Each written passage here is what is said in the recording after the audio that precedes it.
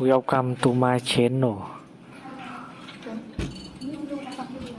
Try to hear the latest story.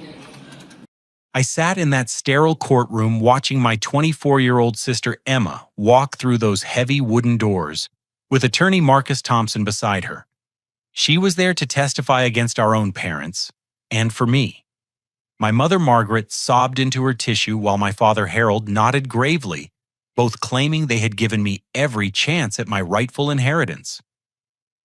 My lawyer Sarah Williams remained perfectly calm until Judge Patricia Reynolds suddenly raised her hand and stopped everything. "I reviewed the property and tax records last night," she announced firmly. "Someone here is lying." My heart hammered against my ribs as 3 years of family destruction, shattered relationships, and complete financial ruin had led to this single moment. Everything I had left in this world depended on what would happen next in that courtroom. 3 years earlier, I was 25 and working construction 12 hours a day, 7 days a week. Every morning at 5:30, I rolled out of my cramped studio apartment and drove my beat-up Ford pickup to whatever job site Frank Miller assigned me. For 8 straight years, I poured concrete-framed houses and installed roofing in the blazing Texas heat, saving every penny I could squeeze from my paycheck. My dream was simple, but powerful. Open my own auto repair shop called Honest Mechanics, where working folks could get fair prices and straight answers. My family seemed tight back then. Emma was finishing her marketing degree at the University of Texas while working part-time at a local coffee shop. She always called me her favorite brother, which drove our older sibling Tyler absolutely crazy. Tyler was 31, married to a woman named Ashley, and they had 2 young kids, Brandon and Sophie. He worked in sales for some medical equipment company, but never seemed to have enough money despite his fancy suits and confident attitude. Our grandfather Robert had passed away the previous winter after a brief battle with pneumonia. He left his estate divided equally among the 3 grandchildren, $180,000 each. That money represented my ticket to freedom from construction work and the chance to build something meaningful with my hands and mechanical skills. But when the time came to claim our inheritance, I made what seemed like the right decision at the time. My father Harold had suffered a massive heart attack that required emergency surgery, followed by months of cardiac rehabilitation. The medical bills destroyed their savings, and my mother Margaret was drowning in debt collectors and insurance paperwork. I told them to hold my portion temporarily until they got back on their feet financially. Tyler, meanwhile, had been pitching this grand business plan for months. He wanted to open a restaurant called Golden Fork that would serve authentic American comfort food with a modern twist. He claimed he had investors lined up and restaurant industry experience, though I could never pin down specifics when I asked questions. My parents were completely sold on his vision and convinced that Golden Fork would become a family empire that supported all of us. That autumn evening when I discovered the truth, I walked into my parents' kitchen expecting a normal family dinner. Instead, I found Tyler sitting at the table with a stack of bank statements spread in front of him. My father was explaining how they had transferred my $180,000 inheritance to Tyler's restaurant venture as a temporary business loan. "Davey works construction," my mother said, stirring a pot of chili on the stove. "He's young and single with no real responsibilities. Tyler has Ashley and the kids to support. This restaurant will benefit the whole family eventually." I stood there staring at those bank statements, watching my 8 years of sacrifice and dreams dissolve into my brother's business gamble. Tyler leaned back in his chair with this satisfied smirk, explaining how he had already used my inheritance money for equipment deposits and lease agreements. "You'll get paid back with interest once Golden Fork starts turning a profit," he assured me. "Family has to stick together and take calculated risks." Emma arrived during this conversation and immediately sensed the tension crackling through that kitchen. When my parents explained their decision, her face went pale, and she grabbed my arm protectively. That was the first moment I realized my little sister understood exactly what was happening to me. "Wait," Emma said slowly. "You gave away Davy's inheritance without even asking him." My father launched into this speech about family loyalty and supporting each other through difficult times. Tyler added that I should be grateful for the opportunity to invest in something bigger than my small-town auto repair shop dreams. My mother kept emphasizing how much Tyler needed the money for his growing family responsibilities. But Emma wasn't buying any of it. After dinner, she pulled me aside and whispered that something felt terribly wrong about this whole situation. She had been asking Tyler specific questions about Golden Fork for months, and his answers never quite added up or matched previous conversations. 2 weeks later, Emma called me in a panic. She had been going through some paperwork in my parents' home office when she discovered additional bank documents. Not only had Tyler received my full inheritance, but my parents were planning to use part of Emma's inheritance to cover what they called Davy's portion of family obligations. That night, I made the hardest decision of my life. I called attorney Sarah Williams and filed a lawsuit against my own parents for misappropriation of inheritance funds. Emma supported my decision completely, but the rest of my family treated me like I had committed an unforgivable betrayal.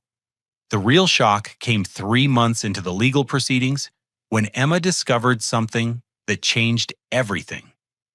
Hidden in a folder marked tax documents, she found bank statements showing that my parents had taken out additional loans, using my name as collateral. My signature appeared on documents I had never seen, let alone signed. Emma's discovery hit me like a sledgehammer to the chest. She had risked everything by secretly copying those loan applications from my parents' home office, and what we found made my stomach turn. My signature appeared on 3 different bank documents totaling $67,000 in debt that I knew absolutely nothing about. Sarah Williams arranged for a handwriting expert to examine the signatures, and the results confirmed our worst fears. Someone had forged my name on legal documents that made me financially liable for debts I never incurred. The expert concluded that whoever created these forgeries had access to multiple examples of my genuine signature and considerable practice time. Tyler had spent months convincing my parents that I owed the family for years of support during my college education.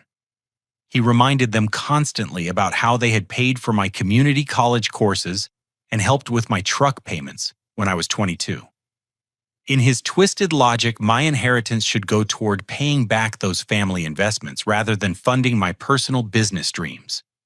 My parents bought into this narrative completely and began spreading it throughout our extended family and social circles. At church neighborhood gatherings and family reunions, they painted me as an ungrateful son who was destroying family unity over money. They told people I was selfish for pursuing legal action instead of working things out privately like mature adults. The social isolation that followed was crushing. Lifelong family friends stopped returning my calls. My cousin Jake, who I had grown up with like a brother, told me at a gas station that I should be ashamed of myself for putting money before family relationships. Even some of my coworkers at the construction company started treating me differently after hearing rumors about my character. Frank Miller called me into his office on a Tuesday morning and closed the door behind us. He had heard stories around town about my family situation and wanted to know if there was truth to claims that I was unreliable with financial commitments. Frank had always trusted me with company equipment and project leadership, but suddenly he questioned whether I could be counted on for important responsibilities. Emma faced her own pressure campaign from our parents. They threatened to cut off her college funding and remove her from their insurance policies if she continued supporting my legal case. They told her that family loyalty meant standing together against outside threats, and that my lawsuit represented an attack on everything they had built together. My mother would call Emma crying, claiming that my actions were destroying her health and marriage. My father took a different approach, explaining calmly how disappointed he was in both of us for choosing money over family relationships. They painted themselves as victims of their own children's greed and selfishness. But Emma was tougher than they realized. She got a second job waiting tables to reduce her financial dependence on our parents, and she moved in with her boyfriend Marcus to cut living expenses. More importantly, she kept digging into Tyler's business claims and financial activities. Tyler, meanwhile, was living like he had won the lottery. He bought a brand new Escalade with leather seats and chrome wheels. Ashley started wearing expensive jewelry and designer clothes to social events. They moved into a luxury apartment complex with a swimming pool and fitness center that cost more per month than most people made. When I questioned Tyler about these purchases, he brushed off my concerns with talk about building business credit and maintaining professional appearances. He claimed that Golden Fork investors expected their restaurant partners to look successful and established. Every expensive purchase was supposedly a strategic investment in the restaurant's future credibility. Sarah Williams discovered that my credit score had plummeted due to the forged loan documents. Collection agencies were calling my apartment and workplace demanding payments for debts I had never incurred. My financial reputation was being systematically destroyed while Tyler lived in luxury using my inheritance money. The stress was eating me alive. I lost 15 pounds in 2 months and developed chronic insomnia that left me exhausted during 12-hour construction shifts. My hands started shaking whenever I thought about the legal case, and I found myself avoiding family events and social situations entirely. Emma's investigation took a dark turn when she discovered document drafts on my mother's computer. Hidden in a folder labeled legal stuff, she found evidence that my parents were planning to force me into personal bankruptcy. Their strategy involved loading me with enough forged debt that I would have no choice but to declare financial insolvency. The plan was designed to teach me what they called a lesson about family loyalty. They believed that forcing me through bankruptcy would humble me enough to drop the lawsuit and accept their authority over inheritance decisions. In their minds, financial destruction was an appropriate punishment for challenging their parental judgment. Emma's determination to uncover the truth led her to make a discovery that shattered everything we thought we knew about Tyler's business venture. She had been asking him for months about visiting Golden Fork to see the progress on renovations and staff training. Tyler always had excuses. Contractors were behind schedule. Health inspectors hadn't finished their certifications, or supplier deliveries were delayed. One Saturday afternoon, Emma decided to drive to the address Tyler had given us for the restaurant location. She expected to find construction activity kitchen equipment installations, or at least some evidence of the massive business investment that had consumed my inheritance money. Instead, she found an empty lot covered with weeds and scattered trash. The property had been vacant for over 2 years, according to the faded for lease sign hanging on a bent metal post. There was no restaurant, no construction, no business activity of any kind. Golden Fork existed only in Tyler's elaborate stories and forged business documents. Emma called me immediately, her voice shaking with rage and disbelief. We met at a coffee shop near the empty lot, and she showed me photographs she had taken of the abandoned property. Tyler had created an entire fictional business to justify stealing my inheritance money, and our parents had either been fooled completely or were active participants in the deception. Sarah Williams hired a private investigator named Jack Coleman to dig deeper into Tyler's actual activities. What Jack discovered was far worse than a failed restaurant venture. Tyler had been gambling heavily at 3 different casinos in the Austin area, where he was known as a high roller, with serious debt problems to dangerous creditors. The casino surveillance footage that Jack obtained showed Tyler betting thousands of dollars at blackjack tables and slot machines. He had VIP status at 2 establishments and owed significant money to organized gambling operations that were not patient about collecting debts. My inheritance money had funded months of compulsive gambling rather than any legitimate business investment. Jack's investigation revealed that Tyler had created an elaborate paper trail of fake business documents, including rental agreements for the non-existent restaurant space supplier invoices for equipment that was never ordered, and employee contracts for staff that was never hired. He had spent considerable time and effort building a fictional business empire to hide his gambling addiction from our family. Emma discovered that our parents knew more about Tyler's gambling than they had admitted. Hidden in my mother's email account were messages from Tyler begging for additional money to pay off casino debts. He claimed that just one more large bet would solve all his financial problems and allow him to pay back the family loans with interest. The most disturbing revelation came when Emma found evidence that Tyler's gambling debts involved criminal organizations that were threatening violence against family members. Loan sharks had visited Tyler's apartment and workplace demanding payment, and they had specifically mentioned targeting his siblings if debts remained unpaid. My parents had mortgaged our family home to pay off some of Tyler's most dangerous creditors, using the excuse that they needed to protect family safety.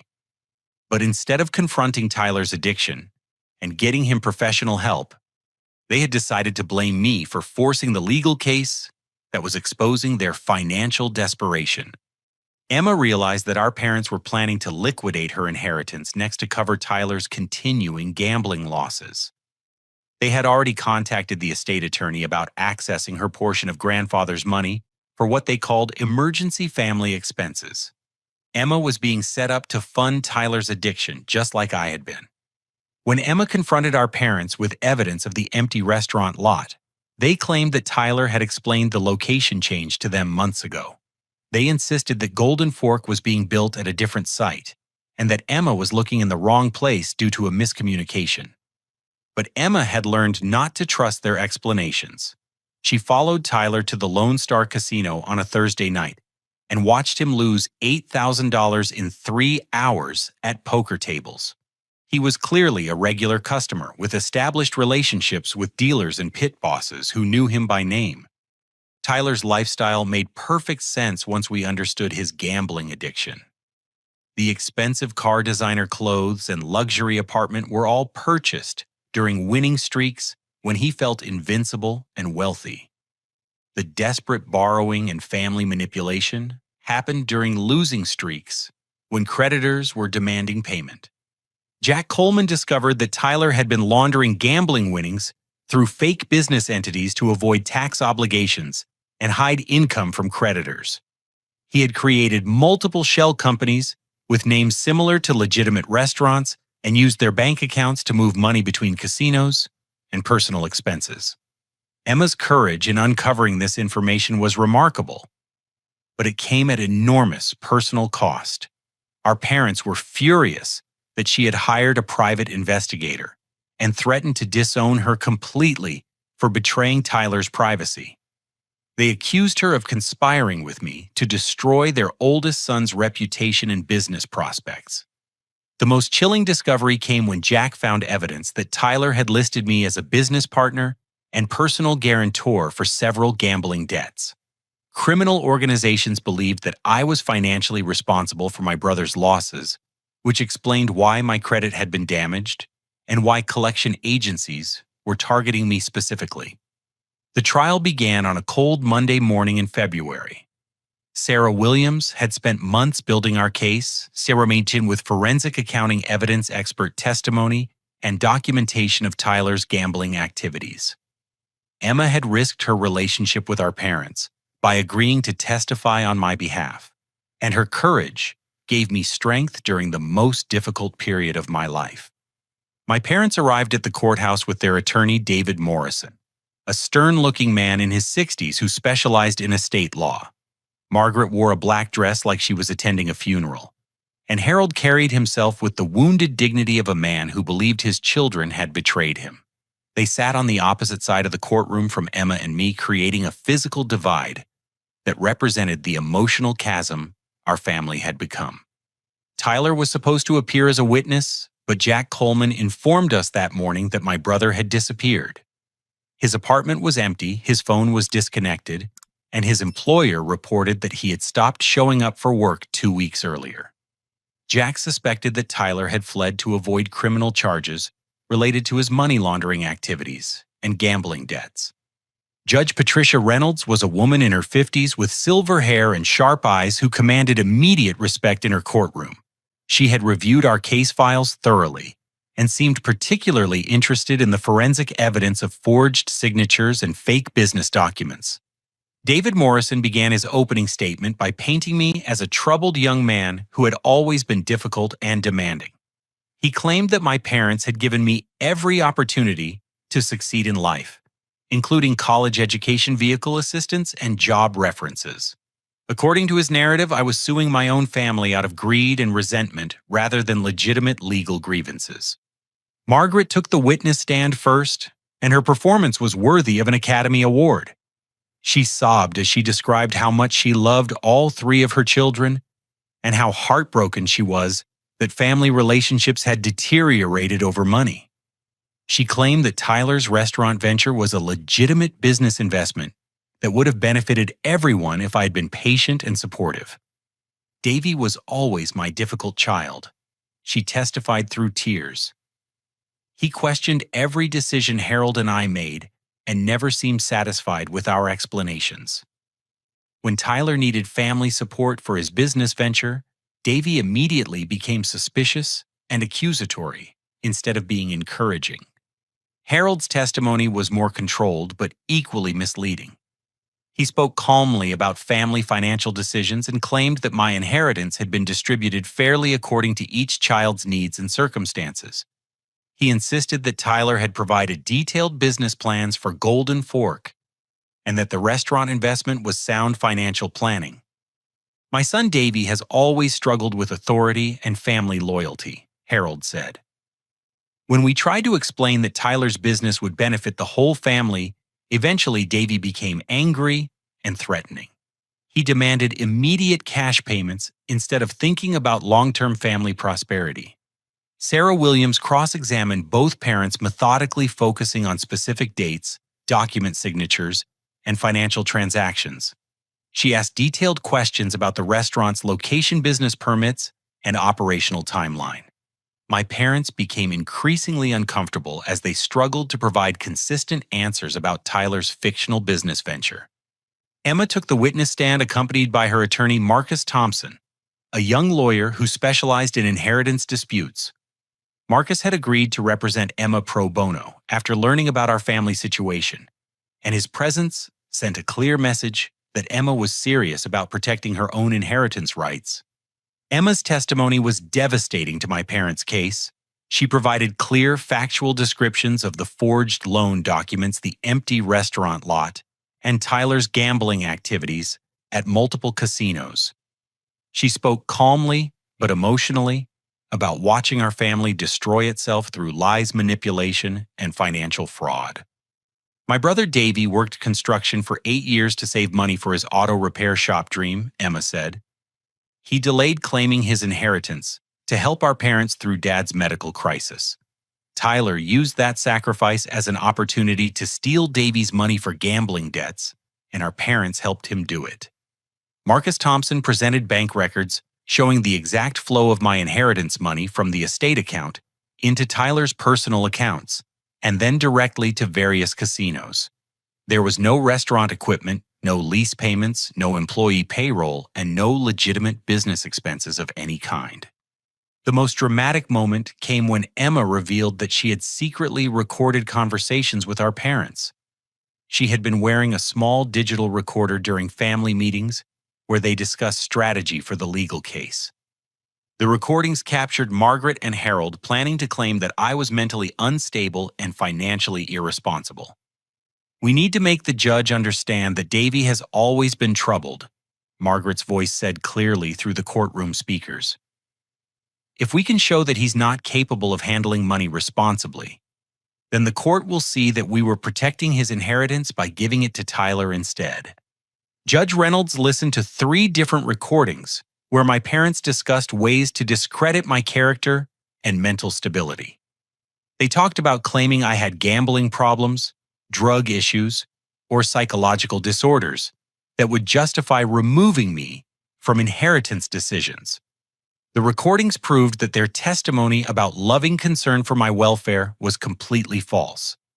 Sarah Williams presented handwriting analysis, proving that my signature had been forged on multiple loan documents. The expert testified that the forgeries were sophisticated and required extensive practice with samples of my genuine handwriting. Someone with close access to my personal documents had spent considerable time learning to replicate my signature. The forensic accountant traced every dollar of my inheritance through Tyler's various bank accounts and directly to casino transactions. He showed the court that no money had been spent on legitimate business expenses, equipment inventory, or operational costs. The entire restaurant story was fiction created to hide gambling losses. Judge Reynolds suddenly called for a recess and announced that she needed to review additional documents that had been brought to her attention.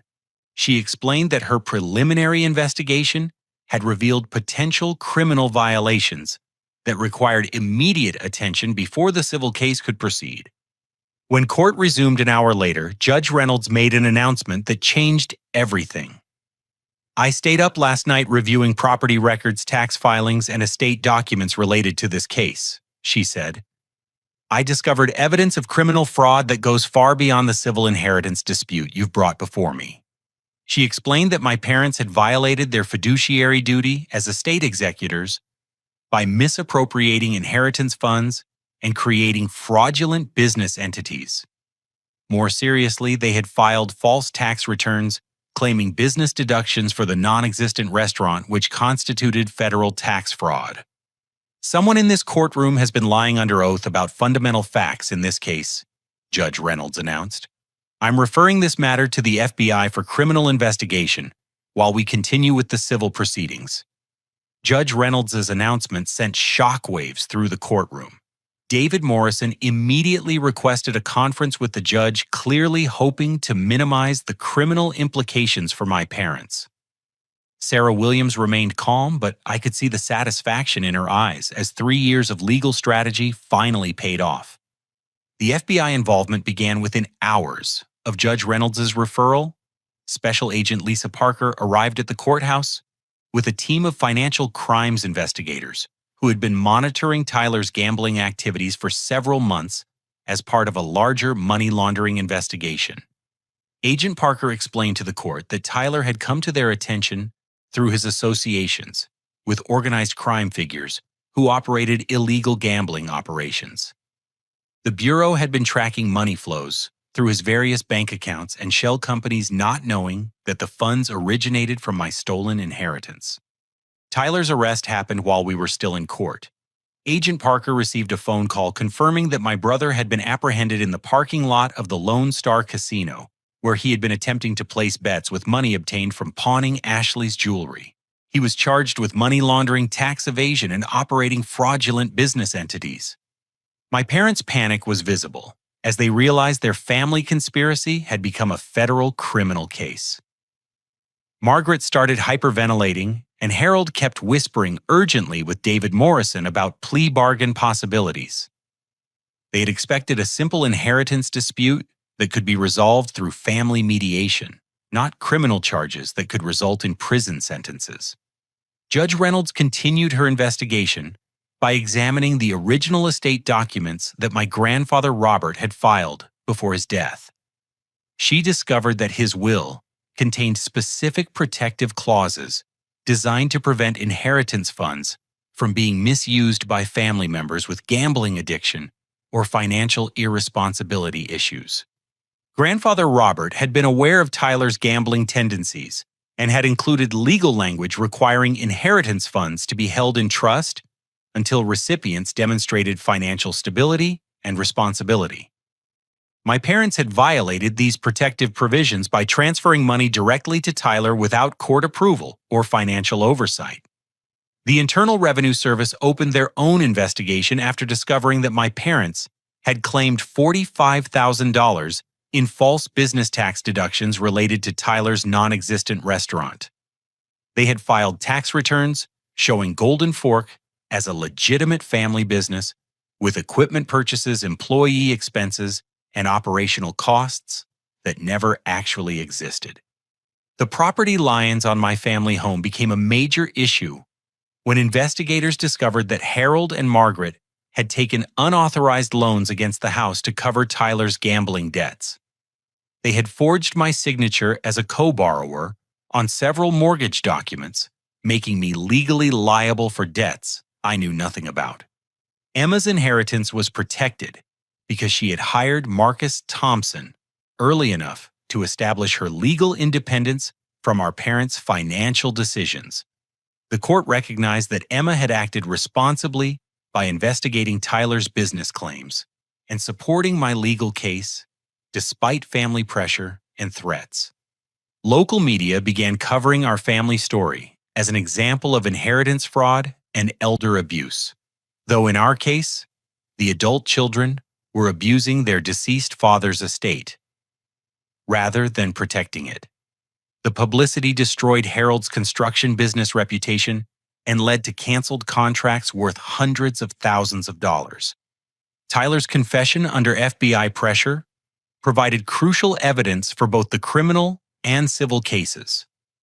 Facing federal charges that could result in decades in prison, he admitted to gambling away my entire inheritance and implicating our parents in the forgery scheme.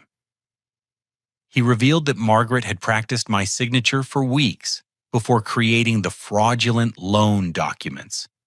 The most shocking revelation came when Tyler confessed that the inheritance theft had been planned months before grandfather Robert's death. Our parents had discussed ways to redirect my portion of the estate to cover Tyler's existing gambling debts, and they had prepared the forgery scheme in advance of receiving inheritance funds. Agent Parker's investigation revealed that Tyler had been involved with criminal organizations that operated high-stakes poker games and sports betting operations. He had accumulated debts to dangerous people who were demanding payment through violence or family targeting. My parents' decision to protect Tyler had exposed our entire family to criminal threats. Judge Reynolds ordered a complete forensic audit of all family financial accounts, property holdings, and business entities connected to the inheritance case. The audit revealed that my parents had stolen an additional $75,000 from grandfather's estate to cover their own debt payments and living expenses. The criminal charges against my parents included estate fraud, tax evasion, forgery, and conspiracy to commit financial crimes. They faced potential prison sentences and complete financial ruin as a result of their decision to enable Tyler's gambling addiction instead of getting him professional help. Emma testified about the emotional abuse and manipulation she had endured for supporting my legal case. She described threats of disownment, financial cutoff, and social isolation that our parents had used to try to force her compliance with their cover-up scheme. Her courage in standing up to family pressure had saved both of our inheritances. The community response was overwhelmingly supportive once people learned the truth about our family situation. My co-workers at the construction company, church members, and neighborhood friends expressed shock at discovering how completely our parents had deceived everyone about my character and the legal case. Frank Miller publicly apologized for questioning my reliability and offered me a promotion to project supervisor with increased responsibilities and better pay. He had been misled by our parents' propaganda campaign and felt terrible about doubting my integrity based on false information. Judge Reynolds praised Emma's integrity and courage in her official court findings.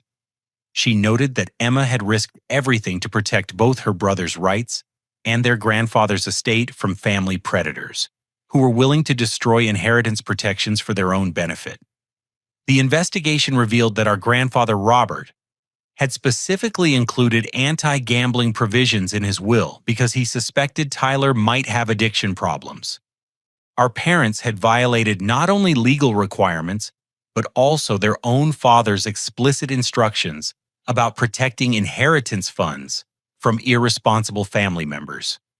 The most devastating evidence came when Emma revealed the secret recording she had made of our parents planning to frame me for Tyler's crimes. She had been wearing a small digital recorder during family meetings for months, documenting their conspiracy in their own words. The first recording captured Margaret and Harold discussing how to make me take legal responsibility for Tyler's gambling debts. "We need to make it look like Davy was involved in the restaurant business decisions," Harold's voice said clearly through the courtroom speakers. If we can show that he approved the loan applications, then he shares responsibility for the debts. Margaret's voice responded with chilling calculation. The forged signatures were good enough to fool the bank initially. We just need to stick to our story that Davy signed those documents willingly and then forgot about them later. Memory problems could explain why he doesn't remember. The second recording revealed their premeditated plan to steal my inheritance months before grandfather Robert's death. Tyler had confessed his gambling debts to them early, and they had conspired to redirect my portion of the estate before it was even distributed. "Robert won't live much longer," Margaret said on the recording. "When his estate gets settled, we'll tell Davy that his portion needs to go toward Tyler's business investment.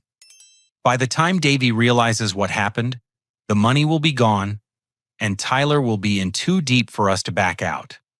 Harold's voice added, "Davy's young and single with no real responsibilities. He can rebuild his savings over time. Tyler has a family to support and immediate financial pressures that can't wait. Family has to help family during emergencies." The third recording captured their discussion about using Emma's inheritance to continue funding Tyler's gambling addiction. They planned to claim that family loyalty required all siblings to support Tyler's business venture, until it became profitable enough to pay everyone back with interest. "Emma's too young to need inheritance money right away," Margaret reasoned on the recording.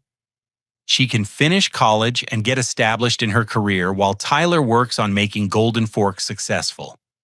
By the time Emma's ready to buy a house or start her own family, the restaurant profits will provide much more than her original inheritance amount."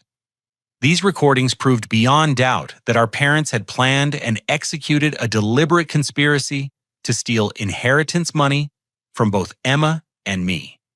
Their courtroom testimony about loving concern and family welfare was completely contradicted by their private conversations about manipulation and financial fraud. Emma's testimony about recording these conversations was emotionally powerful and legally devastating.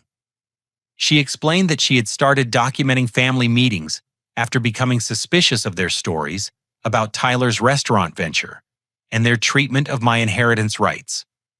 "I realized that my parents were lying to me about fundamental facts," Emma said from the witness stand. "They claimed to love all their children equally, but their private conversations revealed that they were willing to sacrifice Davy's future and mine to enable Tyler's gambling addiction." Marcus Thompson presented additional evidence showing that our parents had researched bankruptcy laws and debt collection procedures specifically related to forcing me into financial insolvency. They had consulted with attorneys about ways to make inheritance claimants legally responsible for family business debts. The FBI investigation revealed that Tyler had been involved with organized crime figures who operated money laundering operations through fake businesses, similar to his non-existent restaurant. Federal agents had been tracking these criminal networks for over a year, and Tyler's financial activities had provided crucial evidence for their larger investigation. Tyler's criminal associates included loan sharks, bookmakers, and money launderers who were facing federal racketeering charges. His cooperation with law enforcement had helped break up several gambling operations, but it also meant that dangerous criminals considered our family to be informants who had betrayed their trust.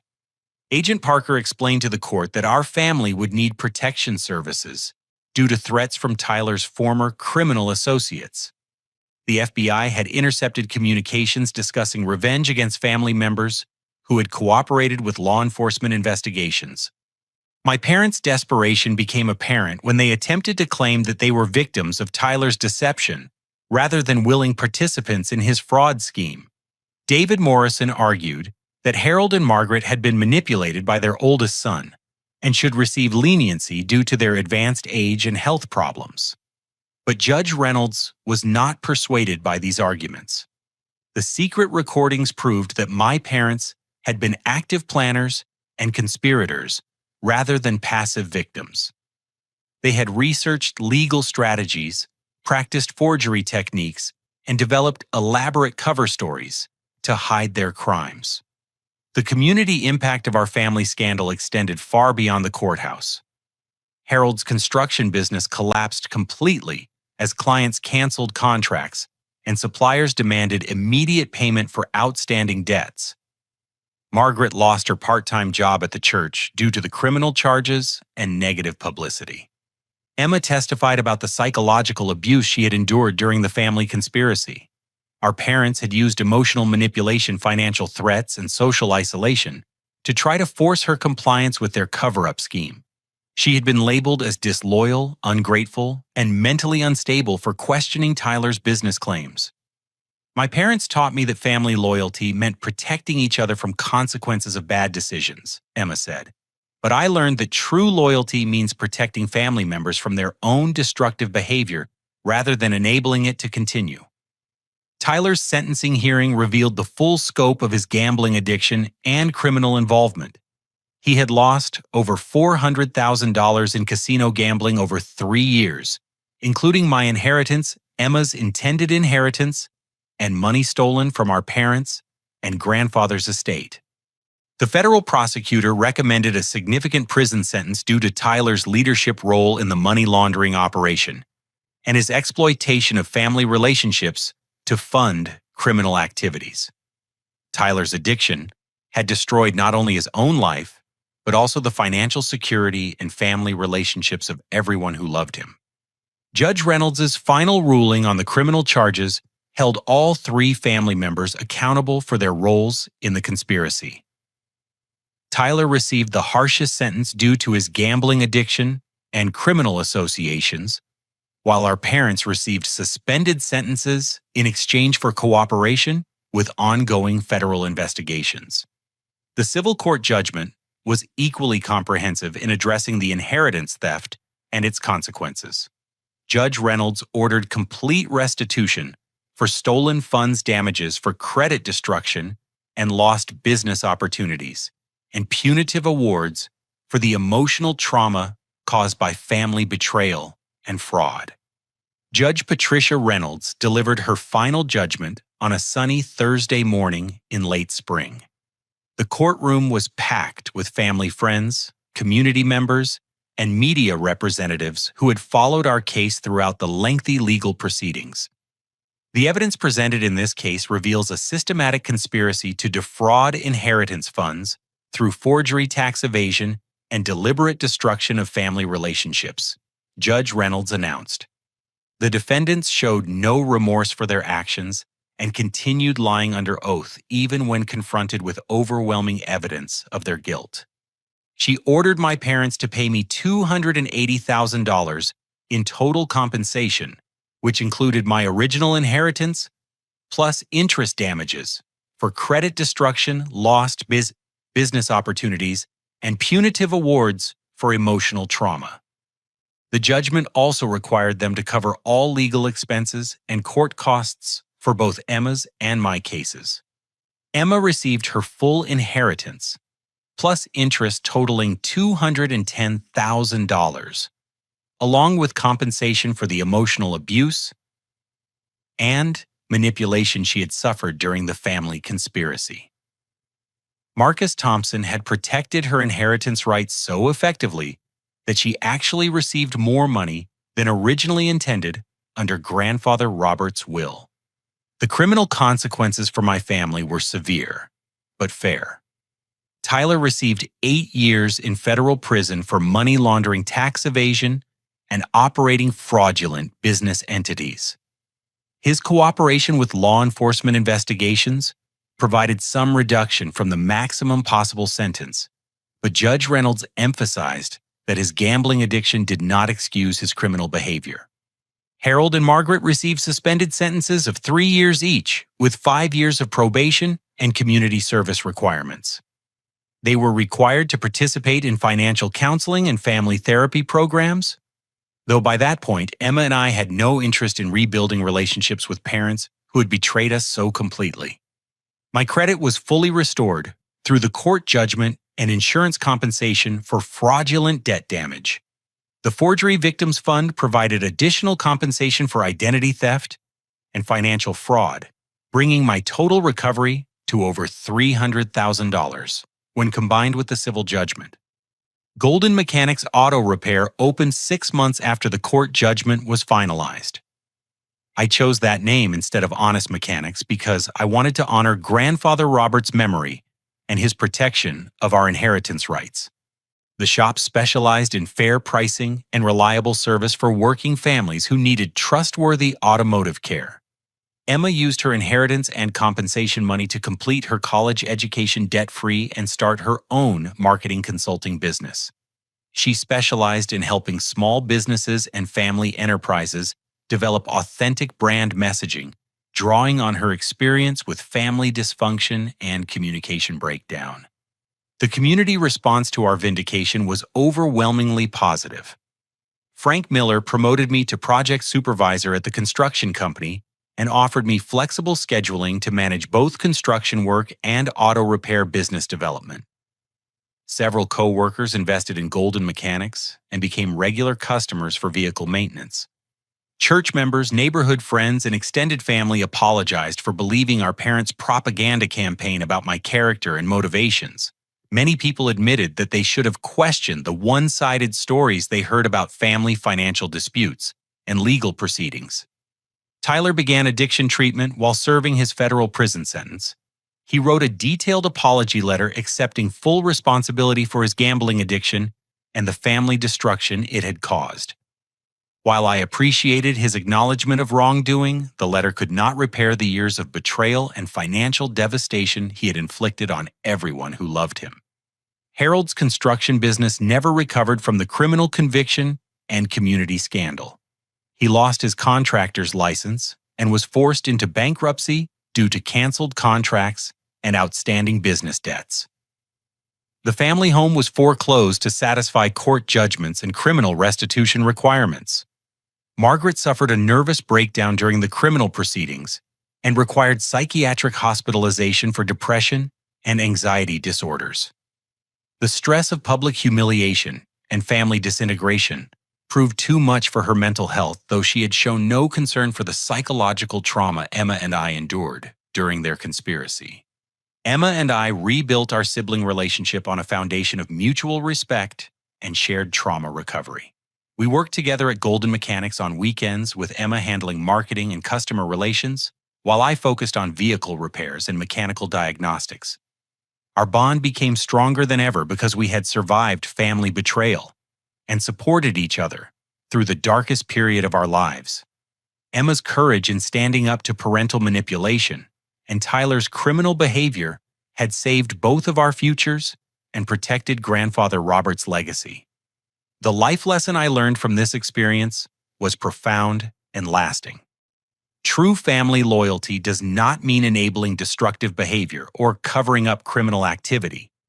Real love sometimes requires fighting against people you care about to protect them from their own worst impulses and prevent them from harming others.